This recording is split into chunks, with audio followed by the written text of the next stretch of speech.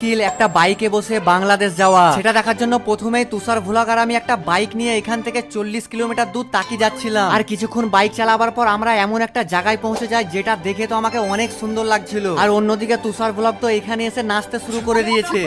এরপর বাইক নিয়ে আমরা আবার বেরিয়ে পড়ি তাকির উদ্দেশ্যে, কিন্তু দুঃখের বিষয় হলো আমাদের যেতে যেতে সন্ধে হয়ে যায়। আর ফাইনালি 1.5 ঘন্টা বাইকে বসে থাকার পর আমি পৌঁছে যাই তাকি। এখানে আসতেই প্রথমে আমি দেখতে পেলাম আমাদের ইন্ডিয়ান ফ্ল্যাগ। তাই আমিও না থাকতে পেরে একটা সেলুট করে হাঁটতে হাঁটতে চলে আসি একটা তাকির ফেমাস দোকানদারের কাছে। এখানে এসে প্রথমেই কাকা কিন্তু আমাকে একটু টেস্ট করার জন্য দিল। আর জিনিসটাকে আমি যখনই খেয়ে দেখলাম সত্যি ভাই অনেক বেশি ভালো ছিল। তাই কাকার কাছ থেকে প্যাকিং করে আরো একটা দোকানে এসে অনেক কিছু নিয়ে নিলাম। আর জিনিসগুলোকে আমরা একে একে এমন একটা জায়গায় বসে খাচ্ছিলাম যেখান থেকে বাংলাদেশ একদম চোখে দেখা যাচ্ছিল। ওই যে তোমরা নদীর ওই পাড়টা দেখতে পাচ্ছ ওটা পুরোটাই বাংলাদেশ। সত্যি বলতে আমরা যদি সন্ধ্যের আগে পৌঁছাতে পারতাম তাহলে তোমাদেরকে আমি নৌকায় করে ওই পারে যেয়েও দেখাতাম। সাবস্ক্রাইব করে নাও যেন নেক্সট টাইম গিয়ে তোমাদেরকে দেখাতে পারি।